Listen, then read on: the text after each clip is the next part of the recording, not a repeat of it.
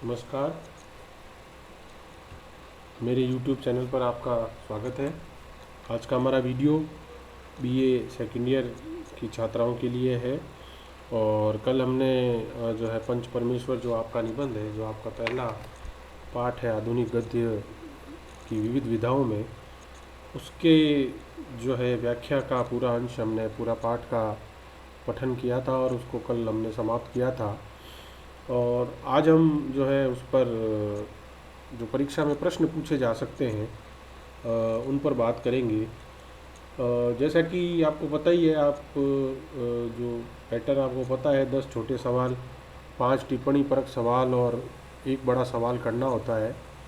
तो दो दो नंबर के दो छोटे सवाल जो निबंधकार से भी पूछ सकते हैं कि मान लीजिए प्रताप नारायण मिश्र के किन्हीं दो रचनाओं का नाम बताओ या किन्हीं दो निबंधों का नाम बताओ, या प्रताप नारायण मिश्र जो है वो किस जो है मैगज़ीन का संपादन करते थे।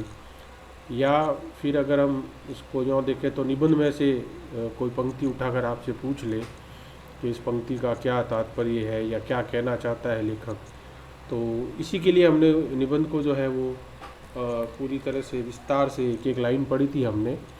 तो आप भी चाहे तो वापस वो वीडियो देख के उनमें देख सकते हैं, और नहीं तो पुस्तक में से आप जो कुछ लाइनें आई हुई है उनको मोटे मोटे तौर पर देख लें कि भाई किसका क्या अर्थ निकलता है। उसको गौर से जब आप पढ़ेंगे तो आपको पता भी चल जाएगा कि ये पंक्ति महत्वपूर्ण है। तो ये तो हुए दो नंबर के सवाल। फिर आपकी व्याख्या आती है इससे।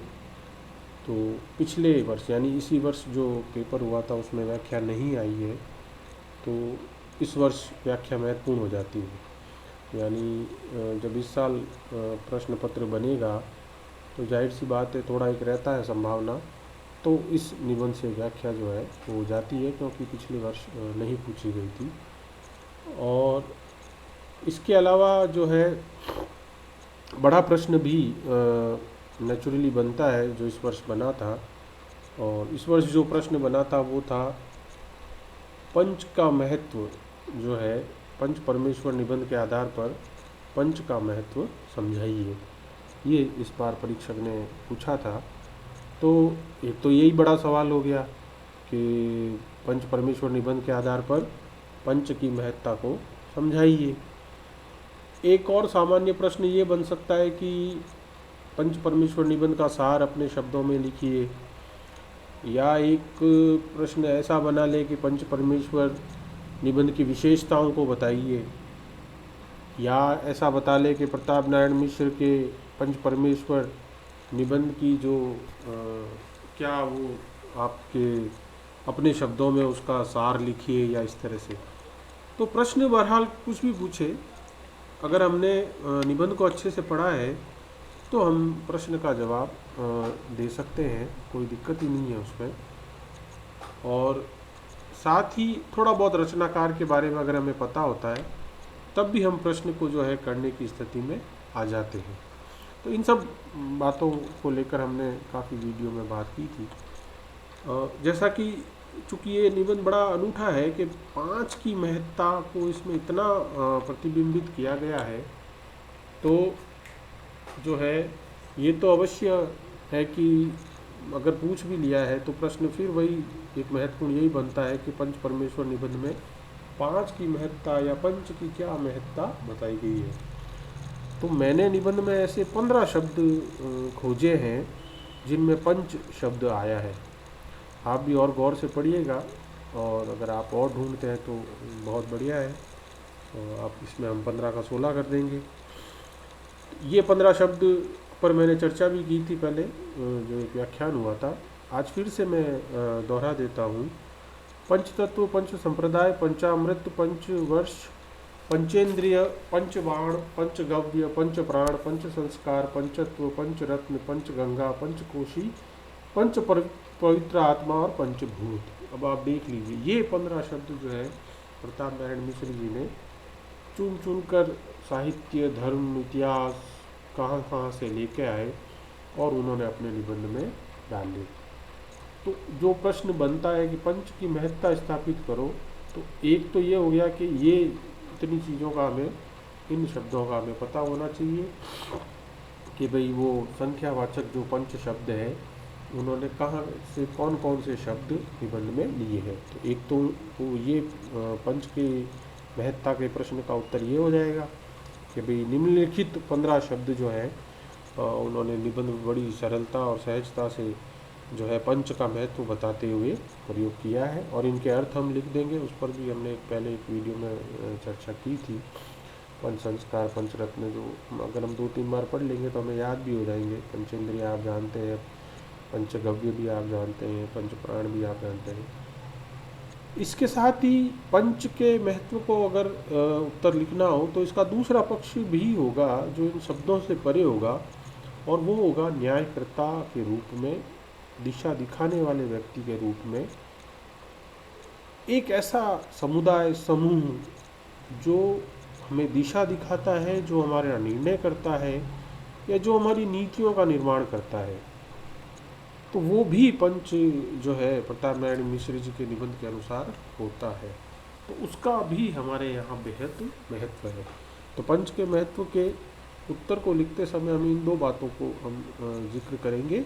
एक कि पंच के जो शब्द आए हैं वो निबंधों में कहाँ हैं, क्या अर्थ है उनका और कैसे वो महत्ता उससे उजागर होती है। और दूसरा कि प्रताप नारायण जी मिश्र ने पंच की महत्ता अपने निबंधों में ऐसे न्यायकर्ता जो है ईश्वर के बराबर का उसको दर्जा दिया है, और उस पंच का जो निर्णय होता है वो यथार्थ होता है, ये निबंध में उन्होंने लिखा है। यानी रियलिटी, यानी वो कल्पना वाला बात नहीं है। जो पंच डिसीजन देगा वो सच में रियलिटी से जुड़ा हुआ होगा, वो सच में जस्टिस करेगा, वो सच में जो है वह न्याय आधारित होगा। तो एक तो इस प्रश्न का उत्तर हम ऐसे दे सकते हैं। फिर सिंपल प्रश्न ये आ जाता है कि भाई पंच परमेश्वर निबंध का सार अपने शब्दों में लिखो, तब भी वही बात है कि पंच का महत्व तो उन्होंने बताया है साहब, और पंच के इन शब्दों का उन्होंने अपने यहाँ प्रयोग किया है, और इस तरह से जो है वो अपने निबंध में बात कहते हैं। अगर पूछ ले कि पंच परमेश्वर निबंध की विशेषताएं जो है वो आपको कौन सी क्या लगती है, तब भी आप बता सकते हो कि पंच परमेश्वर के निबंध की विशेषताओं में पहला अनूठी भाषा शैली का प्रयोग है प्रताप नारायण जी मिश्र द्वारा। पंच जो शब्द है उनका कोई 15-16 अलग अलग पंच से बने हुए शब्द वो लेके आए हैं।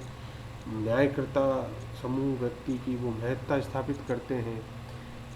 वो निबंध में ये भी कहते हैं कि ऐसे पंचों से बिगाड़ कर संसार में रहना मुश्किल हो जाता है। यानी जो हमारे नीति निर्धारक होते हैं या जो हमारे न्याय करने वाली जो डिसीजन मेकिंग बॉडी होती है, उससे अगर आप बिगाड़ते हो या उसका आप साथ नहीं देते हो तो आपके लिए भी मुश्किल हो जाती है। ज़रूरी नहीं है कि हम सभी बातों में उनसे सहमत हो, ये भी मैं बता दूँ आपको। किसी भी व्यक्ति को या रचनाकार को हमें केवल श्रद्धा भाव से नहीं देखना है। ये कतई ज़रूरी नहीं है कि आप जो है केवल श्रद्धा भाव से किसी का मूल्यांकन करें। वही चीज़ भी हमें भी लिखनी है निबंध में, और जो मुझे भी लगी, जैसे कि एक जगह प्रताप नारायण मिश्र कहते हैं कि भाई पंच सही हो या गलत हो, हमें तो उसका अनुगामी होना चाहिए। यानी अगर वो कुछ भी जो कर रहे हैं वो जो है हमें उनका अनुगामी होना चाहिए। मैं इससे थोड़ा मतभेद रखता हूँ। मैं तो नहीं मानता ये कि कोई न्याय करने वाला या कोई समूह या समुदाय अगर गलत कार्य कर रहा है तो मैं क्यों उसका अनुगमन करूँ। यही साहित्य जो है आपको पढ़ाता है, यही रचना जो है। होता क्या है कि हमारे यहाँ जब हम कोई भी चीज़ पढ़ते हैं पुराने लोगों के द्वारा लिखी हुई, तो उस पर प्रश्न खड़ा करना नहीं चाहते और ना उसको एकदम श्रद्धा भाव से पढ़ते हैं, तो इसलिए वहाँ वो दिक्कत हो जाती है। तो आप अगर परीक्षा में ये प्रश्न आए कि भाई प्रस्तुत निबंध का सार अपने शब्दों में लिखिए या विशेषताएं बताइए, या आप प्रताप नारायण मिश्र के विचारों से क्या आपको लगता, क्या आप देखते हैं इस निबंध में, तो ये अवश्य लिखिए कि भाई मैं इन विचारों से जो है अपने हिसाब से भी आप कह सकते हैं। मैं ये कह रहा हूँ इसलिए नहीं कह रहा हूँ, आपको और भी कुछ इसमें सही और गलत लग सकता है कि मैं ये नहीं मानता कि भाई जो है वो पंच परमेश्वर का अंधानुगमन भी होना चाहिए कि वो गलत करते हैं या सही करते हैं। तो मैं उसका अनुगमन करूं। ये भी प्रताप नारायण मिश्र ने अपने निबंध में लिखा है कि यह जो पंच होते हैं, यानी ये जो समूह या समुदाय होता है, जो न्याय, जो नीति निर्धारक होता है, जो बनाने वाला होता है, वो किसी भी देश को ऊपर या नीचे ले जा सकता है।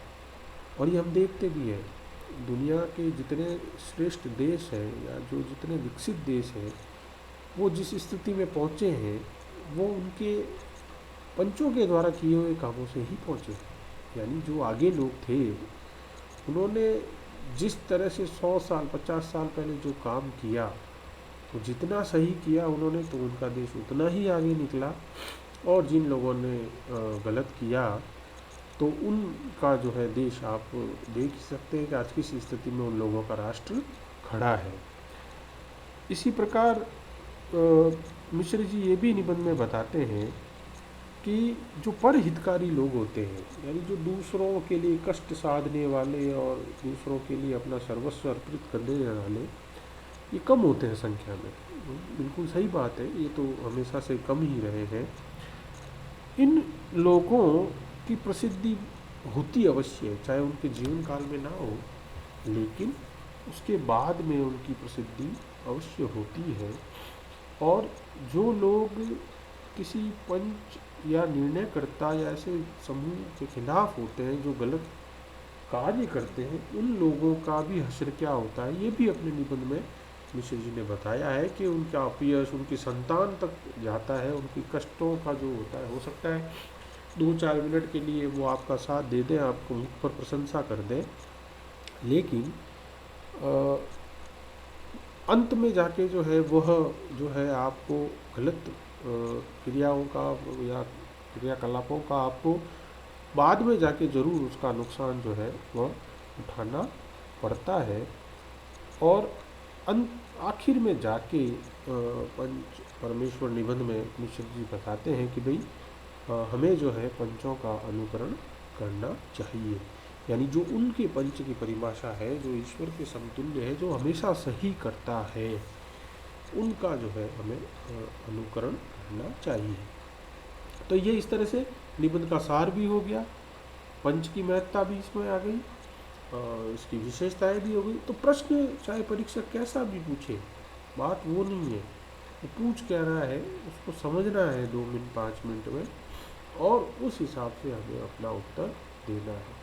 अगर ये 4 प्रश्नों का छोटा सा निबंध हमें याद रहेगा, तो हम प्रश्न कैसा भी आएगा उसको हम बड़ी आसानी से जो है हल कर लेंगे। 2 नंबर के प्रश्न में आप ध्यान रखना कि उसकी जो लिमिट होती है वो 2 या 3 पंक्तियां ही होती है। मैं कई बार कॉपी में देखता हूँ कि 2 नंबर का सवाल है और विद्यार्थी जो है वो 5 लाइनें 6 लाइनें 8 लाइनें लिख रहा है। नहीं, 8 लाइन लिखने से आपको 2 में से 6 नंबर नहीं कोई देगा। जो वर्ड लिमिट है उसको आप स्ट्रांगली पालन करें, उसको आप जो है बहुत अच्छे से उसको फॉलो करें। 2 नंबर के प्रश्न का उत्तर अधिकतम 3 से 4 पंक्तियों में बस, न्यूनतम 2। और अगर उसमें भी सीधा पूछ ले ये किसने लिखा है, तो उसमें भी 2 पंक्तियाँ, क्या सीधा नाम आएगा राइटर का, अन्यथा उसका 2 से 3 पंक्तियों में जो है वह उत्तर होता है, इससे ज़्यादा नहीं होता है। टिप्पणी परक है तो वो आपकी परीक्षा की जो कॉपी होती है उसका 1.5 पेज अधिकतम, और न्यूनतम जो है 1 पेज, सवा एक पेज होता है अधिकतम। अगर मान लीजिए आप बहुत बड़े अक्षर लिखते हैं या थोड़ा, तो ज़्यादा से ज़्यादा 2 पेज, इससे ज़्यादा नहीं होते। तो ये भी हमें परीक्षा में प्रश्न करने की कुछ चीज़ें ध्यान होनी चाहिए। तो इस तरह से मैं समझता हूँ कि पंच परमेश्वर पे यही मोटे तौर पर सवाल बनते हैं। इस निबंध में पंच का महत्व समझाया गया है, इसको उद्घाटित कीजिए, उसको समझाइए, या इस निबंध का सार अपने शब्दों में लिखिए, या अपना मिश्र जी के निबंध की विशेषताएं बताइए, या उनका जो पंच परमेश्वर निबंध है वह हमें एक नई दिशा दिखाता। वो शब्दों को कैसे भी कह ले, उससे कोई हमें फ़र्क नहीं पड़ता है। मूल बात यही है कि अगर हम निबंध को अच्छे से पढ़कर याद रख लेंगे, कर लेंगे, तो हम बेझिझक प्रश्न कैसा भी आए उस पर हम करने को तत्पर रहेंगे। और थोड़ा आप उसमें राइटिंग पे भी अपने ध्यान दीजिएगा कि जितना आप साफ और सुंदर लिखेंगे उतना परीक्षक को कम कष्ट होगा। अगर आप अच्छी राइटिंग में नहीं लिखते हैं तो वो भी आपसे उतना ही जो है नाखुश होता है। तो ये कुछ चीज़ें जो है ध्यान रखने की है, और आगामी व्याख्यान में हम और दूसरी बातों पर चर्चा करेंगे। तब तक के लिए धन्यवाद।